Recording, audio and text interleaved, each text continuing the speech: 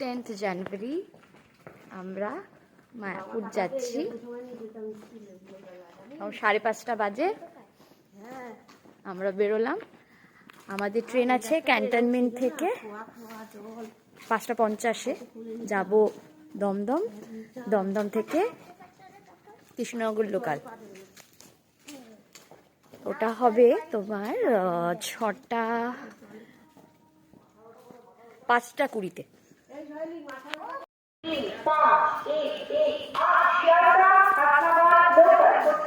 আমাদের train announce করছে, যাবে এখন দমদম। খেলতে খেলতে ঝালমুড়ি খেতে খেতে যা হচ্ছে। আর আমরা পৌঁছালাম কৃষ্ণনগর। এবার প্ল্যাটফর্মের বাইরে থেকে আমাদের টোটো ধরতে হবে মায়াপুর যাওয়ার জন্য, ঘাটে দিকে যাওয়ার জন্য। বেরিয়েই অপোজিটে এখানে টোটো স্ট্যান্ড, এখান থেকেই আমরা ঘাটে যাওয়ার টোটো ধরবো। এখন একটা টোটো করে নিয়েছি, স্টেশনের বাইরে একটা টোটো পেয়েছি যেটা ডাইরেক্ট আমাদের পুরো মায়াপুর মন্দির পর্যন্ত নিয়ে যাচ্ছে। তো পার হেড ওই 60 টাকা করে পড়ছে। এই যে আমরা সবাই পারবে না, এখানে প্রচুর ঠান্ডা, 9 ডিগ্রি চলছে এখন। জানি না রাতে আরো কত ঠান্ডা হবে, হাত একদম জমে ঠান্ডা হয়ে গেছে। হাইওয়ে দিয়ে টোটো নিয়ে আমরা আবার মায়াপুর মন্দিরের উদ্দেশ্যে যাচ্ছি। রাত ঠান্ডা,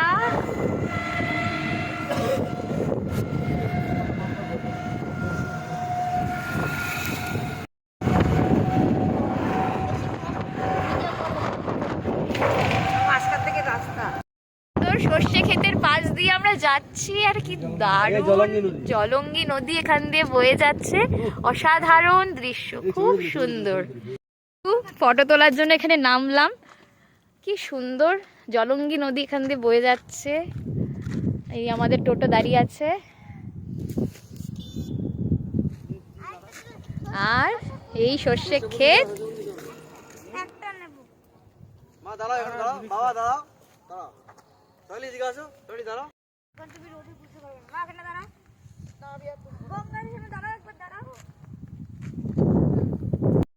রাস্তাটা খুবই সুন্দর।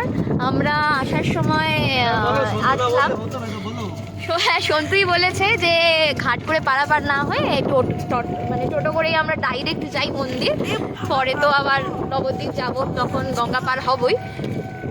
তো আমি তো বলবো কৃষ্ণনগর থেকে টোটো করেই মায়াপুর ডাইরেক্ট আসলে এই রাস্তাটা দিয়েই আসা যায়, তো খুব ভালো লাগবে। আর এইদিকে মা আবার সর্ষে ক্ষেত থেকে এই সর্ষে গাছও তুলে নিয়েছে, সর্ষের শাক। এই এরা আবার সর্ষে ফুল টুল নিয়ে ফটো ফটো তুলে। কেমন লাগছে রি? ঠান্ডা জমে যাচ্ছে। ইট ভাটা আছে, ইট তৈরি হয় মাটি দিয়ে। কাছাকাছি এসে গেছি। আশেপাশে শ্রী চৈতন্য মঠ, সৎসঙ্গ বিহার সব আছে লাইন দিয়ে।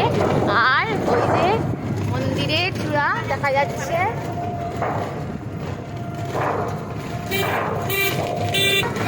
প্রভুর জন্মস্থান। এই মন্দিরটা ভালো মন্দির ছিল।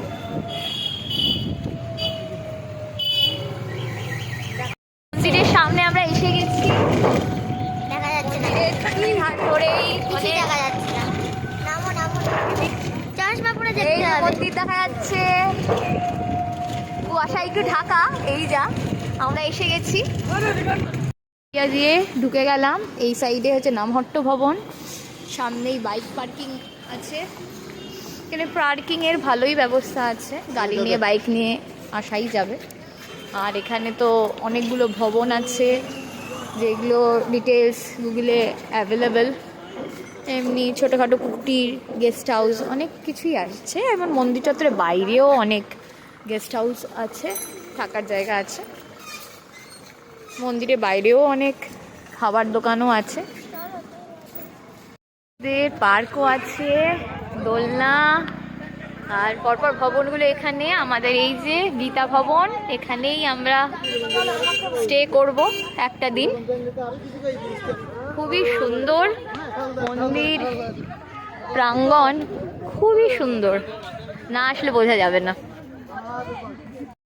গীতা ভবনের সামনে এত সুন্দর ফুল, দারুণ।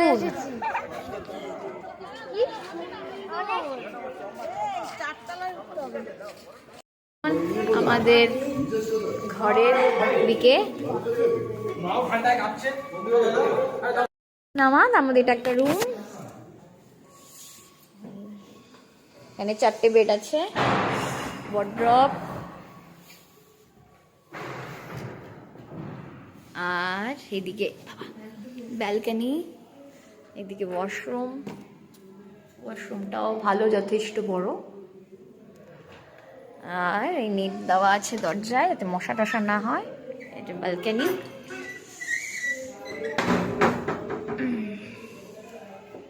থেকে রুম থেকে ব্যালকনি থেকে এই হচ্ছে ভিউ। এই যে মন্দির দেখা যাচ্ছে, গদা ভবনের ভিতরটা কিভাবে সুন্দর লাগছে বলা হবে। এই মন্দিরের পার্কিং এরিয়া থেকে এই সাইডে দেওয়া আছে কোন ভবন কোন দিকে,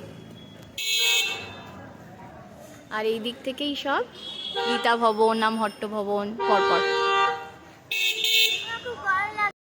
বাইরে অনেকগুলো খাওয়ার দোকান আছে, তো এখান থেকে আমরা এখন লুচি, ঘুগনি সবে খাচ্ছি।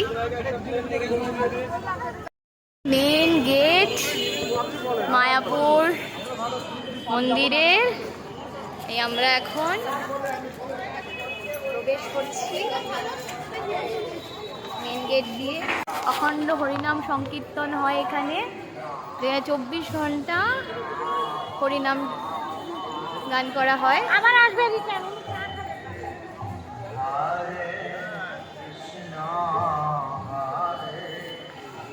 এই হচ্ছে নতুন মন্দির, আর এখানে হচ্ছে সব মহাপ্রসাদের কুপন কাউন্টার।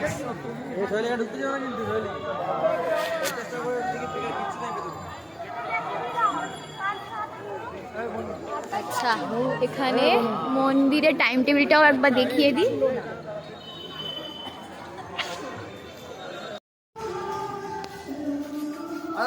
কনস্ট্রাকশন চলছে এই নতুন মন্দিরে।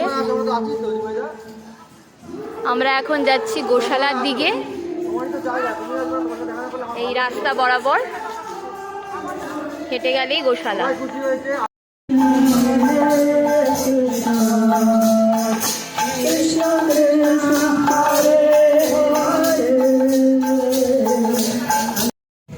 আমরা এখন যাচ্ছি গোশালা দেখতে, তো একটা টোটো করে নিলাম, 10 টাকা দিয়ে টোটো করে সবাই মিলে এখন যাচ্ছি। আচ্ছা, ওরা এসে পৌঁছলো কি? হচ্ছে গোশালা।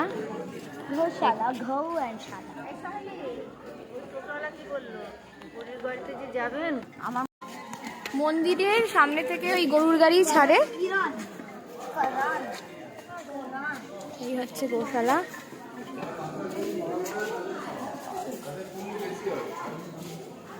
ভালো মন্দ খাওয়া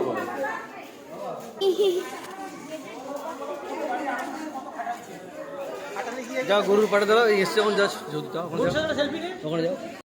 গরু আদর করছে, দাঁড়া দাঁড়া।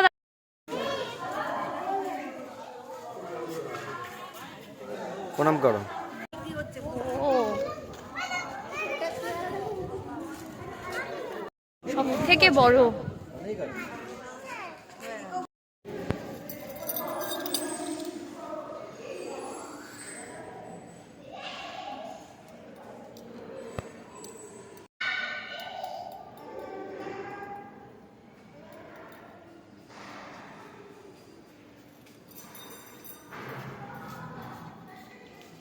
একটু রেডি হয়ে এবার খেতে বেরিয়ে গেছি, তো এই সবাই এখন এসে গেছে, ফুল গ্রুপ।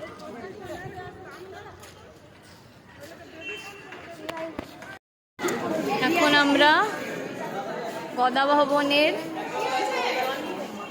খাবারের জন্য লাঞ্চের এখানে বাফেট 150 রুপিজেরটা আমরা নিয়েছি, বুক করেছি, যেটা বাফেট আছে, তো লাইন দিতে হয় না অত।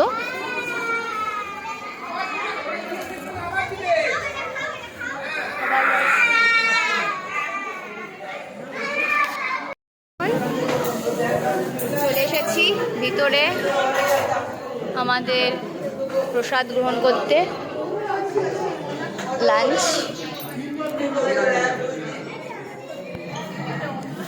चाहिए उतना ही लीजिएगा, ज्यादा लेके वेस्ट मत कीजिएगा।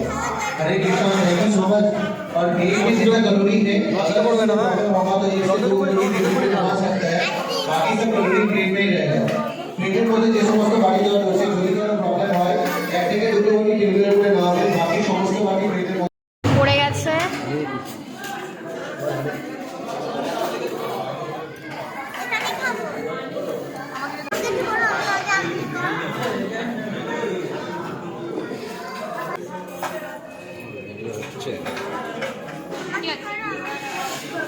ভিডিও ভিডিও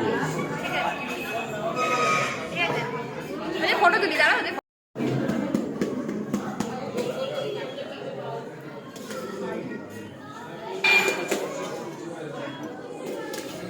সব কিছু তোমায় বলে। হুম, শুক্তো শুক্তো না খেলে নিবি না, তাও ভালো।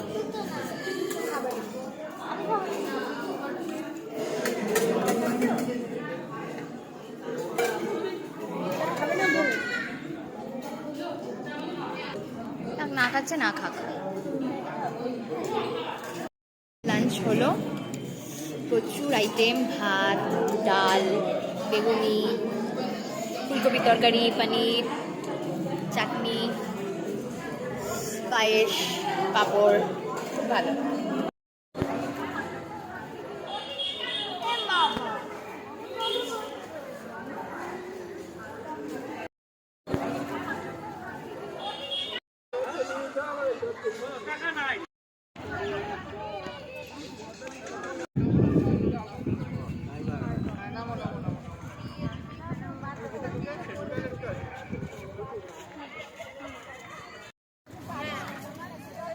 আমাদের গীতা ভবনের সামনেই বাচ্চাদের পার্ক, এখানে বাচ্চারা একটু বিকেলবেলা দোলনা চড়ছে,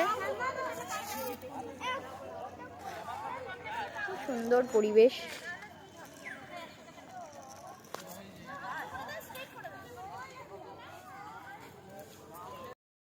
আজ প্রচুর ভিড়, পার্কিংয়ে গাড়ির আর গাড়ি। আসলে উইন্টার টাইম বলে ভিড়টা একটু বেশিই হয়। শ্রী প্রভুপাদ মিউজিয়াম দেখে আমরা এখন যাচ্ছি মেন মন্দিরের দিকে সন্ধ্যা আরতি দেখতে। যেতে যেতে শোভাযাত্রা যাচ্ছে ঠাকুরের।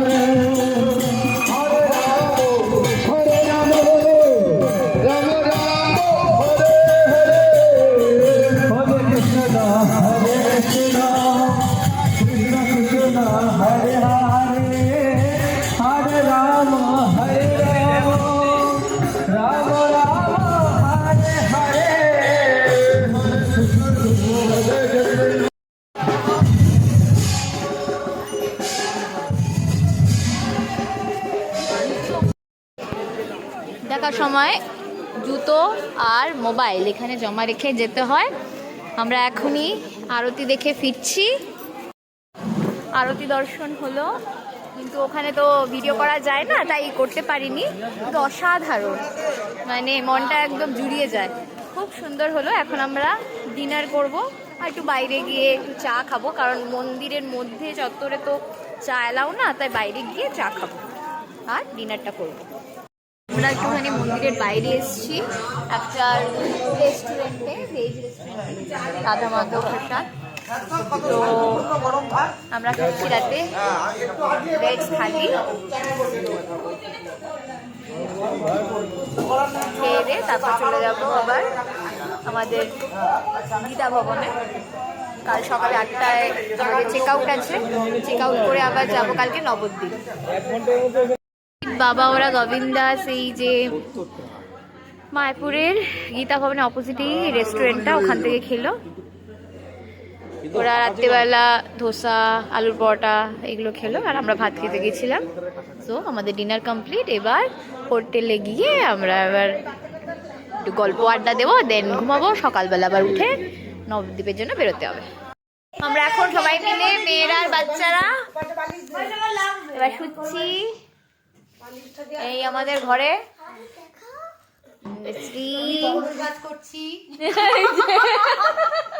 সবাই মিলে আমরা এইদিকে, পিউ ঘুমিয়ে পড়েছে মেয়েকে নিয়ে, রিঙ্কুদি। কালকে আবার আমরা বেরিয়ে যাবো এখান থেকে, নবদ্বীপ যাবো। আমরা শুয়ে পড়েছি, আমি বোঝো কে কোথায় শোবে ভেবে চিনতে এই হয়েছে। আচ্ছা গুড, আমরা লোয়ারে, লোয়ার বাদ, আপার বাড়িতে রাম্পা আর রাম্পার মেয়ে ঘুমিয়ে পড়েছে, আমি আমার ছেলে আর আমি বোঝো শ্রী, আর এইদিকে আবার আপার বাড়িতে পিউ, পিউ ছোট জন। চলো গুড নাইট। এরকম করে যদি কোথাও যাই ট্রেনে যাচ্ছি। Good morning. হয়ে গেল ঘুম থেকে উঠেই এই যে বন্ধু, গুড মর্নিং মায়াপুর।